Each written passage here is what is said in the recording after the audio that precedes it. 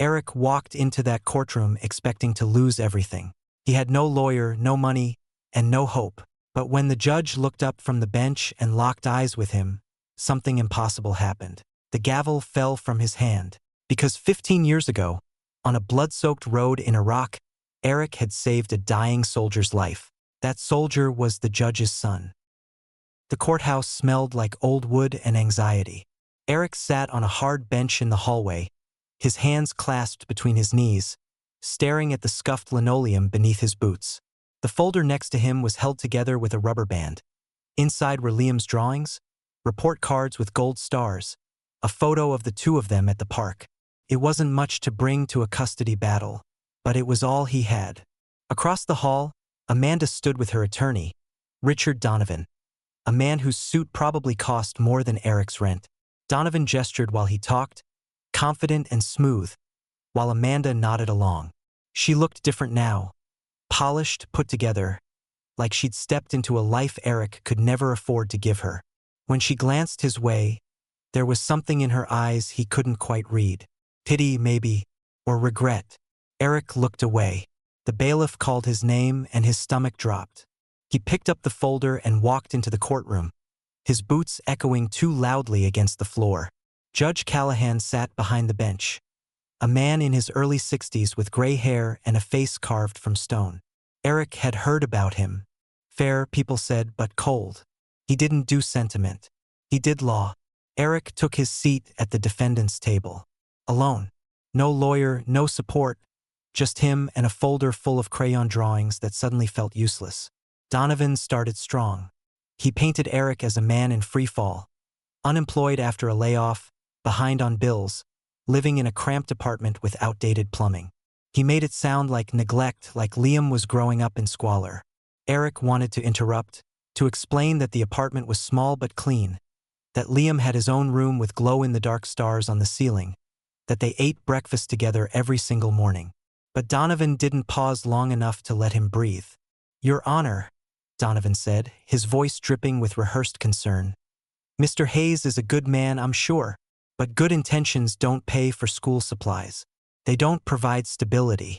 My client is simply asking for what's best for her son."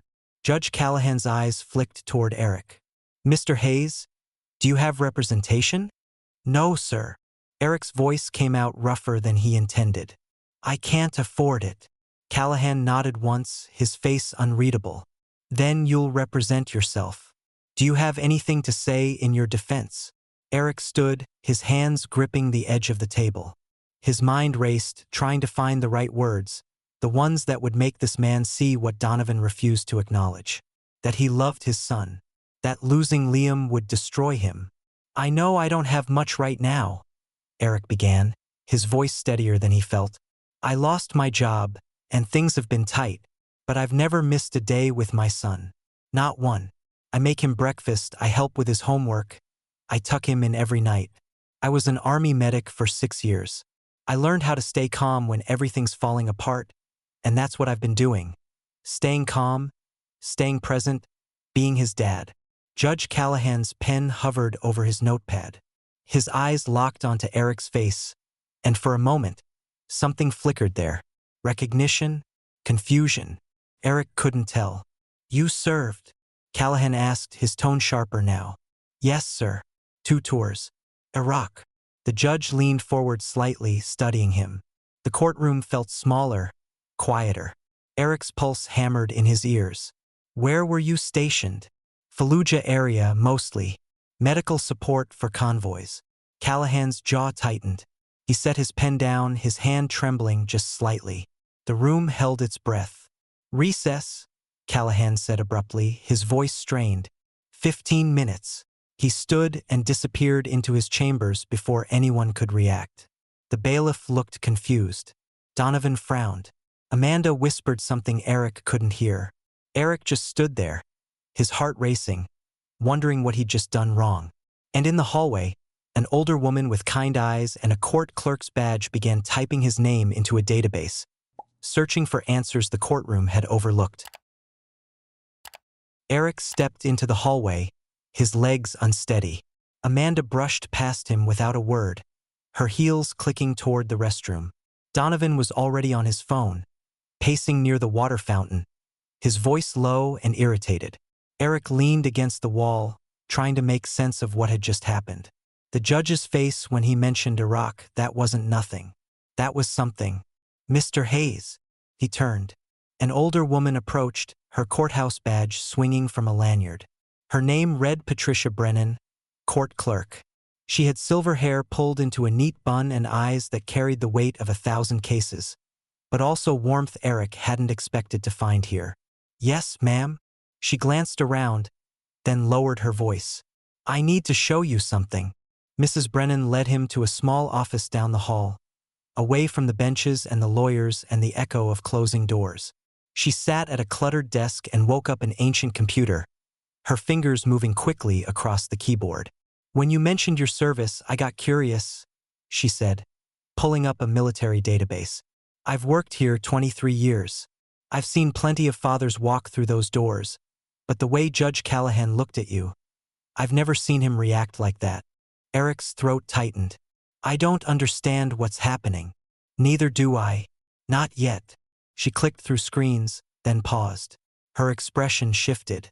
Oh my God. She turned the monitor toward him. There, in faded scanned documents, were commendations Eric had nearly forgotten existed. A Bronze Star for Valor. 3 field medic citations. A handwritten letter from a commanding officer describing how Specialist Eric Hayes had stabilized 4 critically wounded soldiers under direct enemy fire during an ambush outside Fallujah. You never mentioned any of this in court? Mrs. Brennan said softly. Eric stared at the screen. It didn't seem relevant. I wasn't trying to be a hero. I was just doing my job. That's exactly what heroes say. She printed the documents, her hands moving with purpose. I'm submitting these as evidence. That attorney in there is making you sound like a failure, but you're anything but. Eric's eyes burned. He hadn't cried in years, not since the night Amanda left, but something about this woman's kindness cracked something inside him. Thank you, he whispered. She squeezed his shoulder. Thank you for your service. Now let's go remind that courtroom who you really are. Meanwhile, behind the heavy door of his chambers, Judge Richard Callahan sat at his desk with his head in his hands. His phone was pressed to his ear, ringing. Once, twice. Dad. The voice on the other end was strong, steady. Alive. Matt. Callahan's voice broke. I need you to think back. Iraq. The ambush near Fallujah. Do you remember anything about the medic who saved you? There was a pause. Matt Callahan was 33 now. A construction foreman in Denver with a wife and a daughter he'd never have had if not for that day. But the memories were fragmented, buried under years of therapy and deliberate forgetting. Not much, Matt admitted. I remember bleeding. I remember being scared I'd never see you again. And I remember a voice. Someone kept telling me to stay awake, to focus on his face. He had kind eyes. That's all I've got. Callahan closed his eyes. Kind eyes. Why are you asking? Because I think he's in my courtroom right now. And he's about to lose his son. The silence on the line was heavy. Then don't let him, Matt said quietly. Whatever it takes, Dad. That man gave me my life. Don't let him lose his. Callahan hung up and sat there for a moment, staring at the photograph on his desk.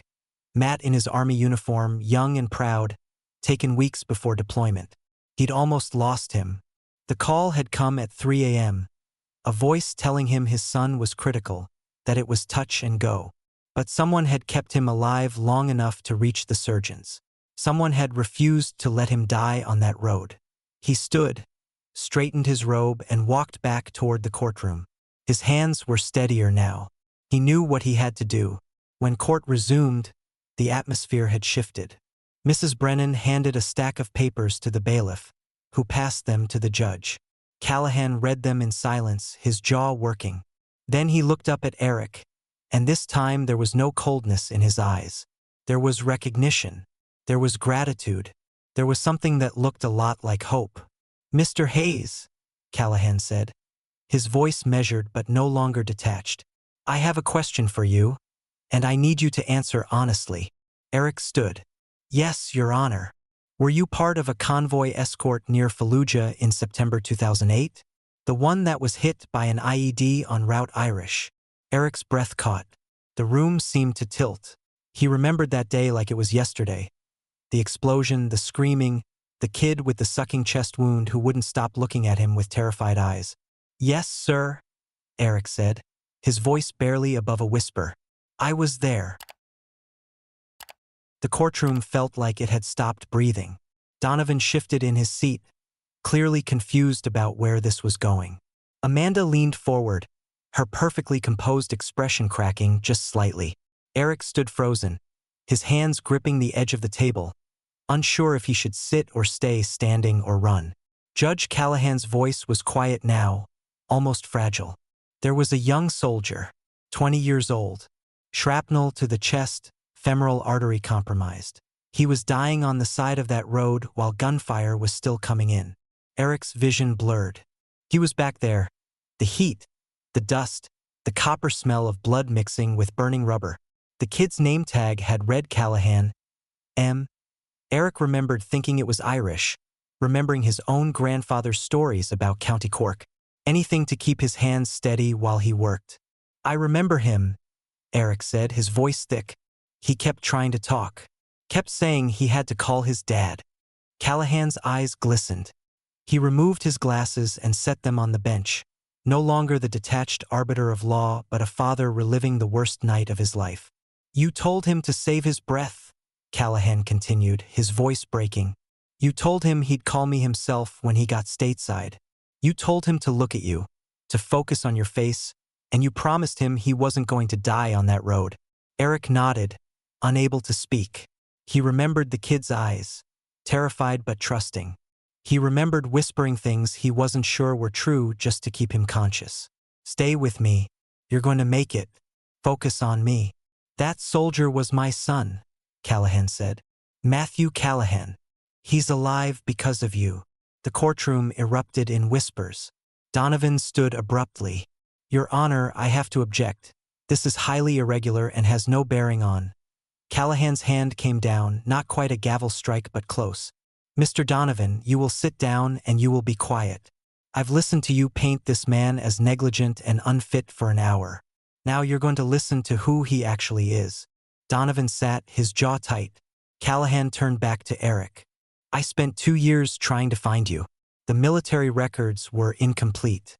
The chaos after that ambush scattered everyone. I wanted to thank you. I wanted my son to thank you.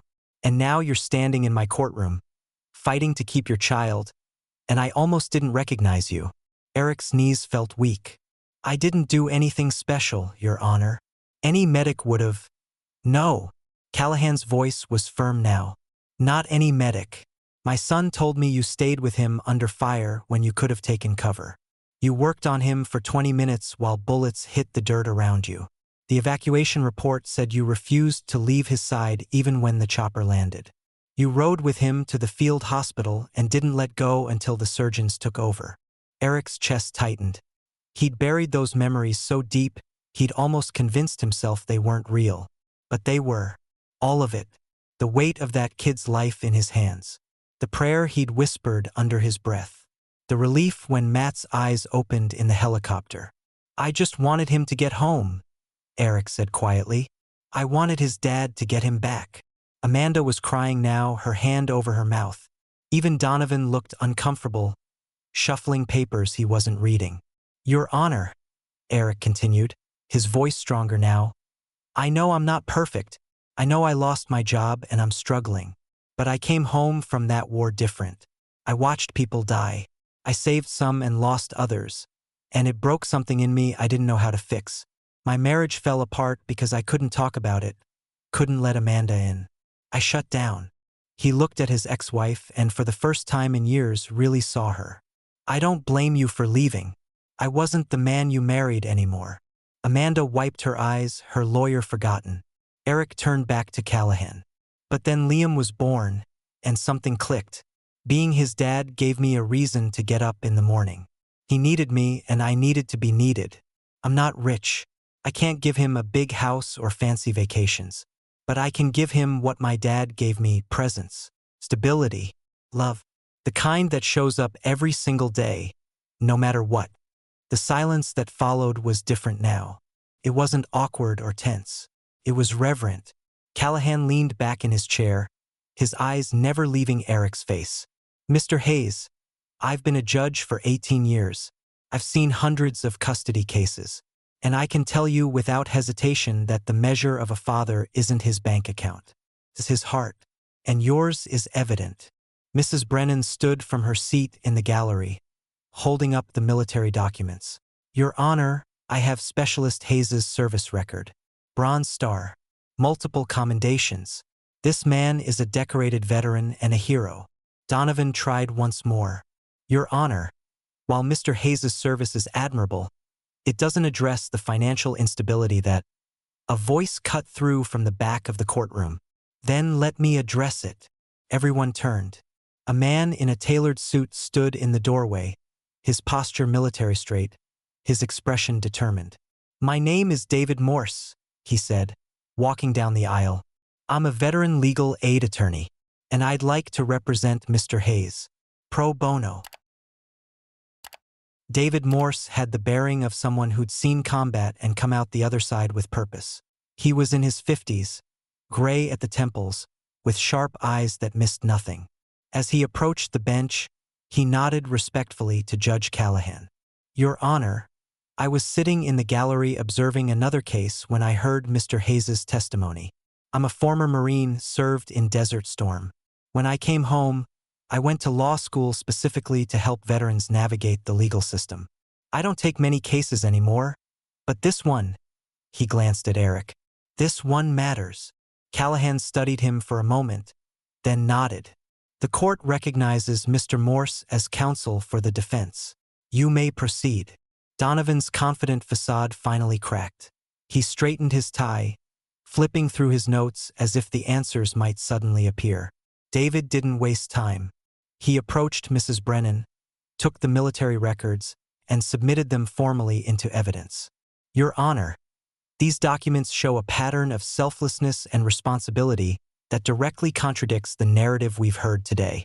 Mr. Hayes didn't lose his job due to incompetence. He was part of a company-wide layoff affecting 200 employees. He's been actively job hunting while maintaining full custody and care of his son." David turned to Donovan. "You've painted financial hardship as neglect. I paint it as temporary circumstance faced with dignity. Mr. Hayes has never missed a rent payment. His son's school attendance is perfect. There's no evidence of harm, instability, or inadequate care." Donovan stood. "The child deserves more than adequate, Mr. Morse. He deserves opportunity." "Opportunity," David's voice sharpened. "Like the opportunity to grow up watching his father face adversity with courage? To learn that a man's worth isn't measured in dollars but in character? Because that's what Liam is learning." He pulled out a sheet of paper. "I spoke briefly with Liam's teacher during the recess. She provided a statement. Would you like to know what she said about Eric Hayes?" Amanda leaned forward. Even she hadn't thought to contact the teacher. David read, "Mr. Hayes attends every parent-teacher conference. He volunteers for field trips despite working 2 part-time jobs. Liam speaks about his father with obvious love and security. In my 15 years of teaching, I've rarely seen a parent so invested." Eric's eyes welled up. He hadn't known Mrs. Patterson felt that way. David continued, "Your Honor, this case was brought under the premise that change in financial circumstances equals change in fitness as a parent. But we don't strip custody from people who lose jobs. We support them. We give them time to rebuild." Callahan nodded slowly, his expression thoughtful. Amanda's lawyer tried one more angle. "Mrs. Hayes simply wants to provide stability during this transition. She has the means to—" Amanda stood abruptly. "Richard, stop." Donovan turned. "Excuse me?" She looked at Eric, really looked at him, and her voice trembled. "I never wanted to take Liam from you. I was scared. Scared you couldn't handle it alone. Scared he'd suffer because of the money. But I was wrong." She wiped her eyes. "You're a good father. You always have been. I just couldn't see it when I was so focused on what we didn't have instead of what we did."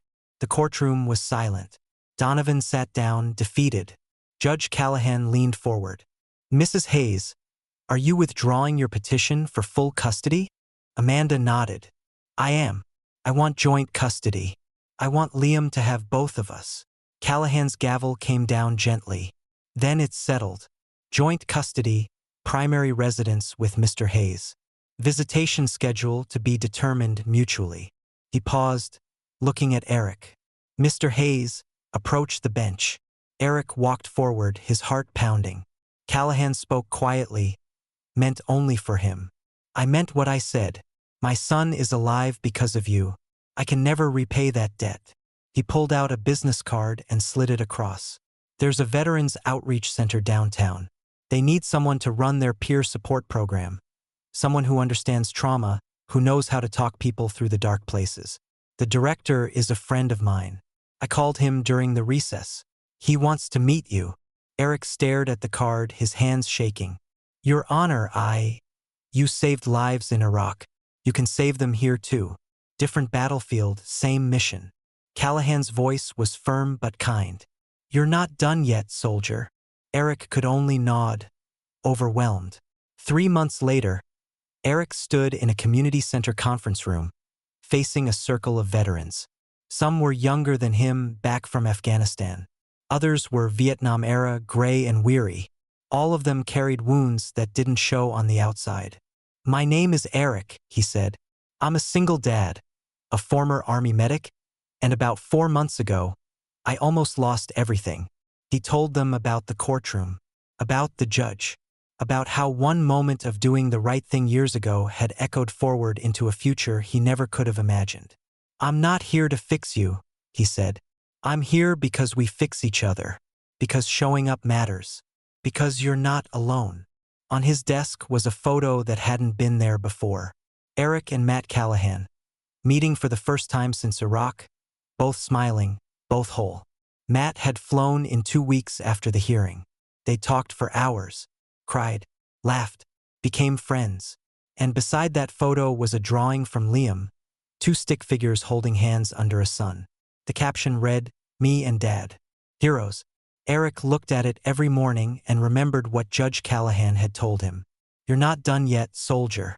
He was just getting started. Sometimes the people we save end up saving us right back. What do you think? Do you believe in destiny, or do we create our own second chances? Drop your thoughts in the comments. And if this story reminded you that kindness is never wasted, hit that like button, share it with someone who needs to hear it, and subscribe to embrace the journey, because every story here is a reminder that hope is real.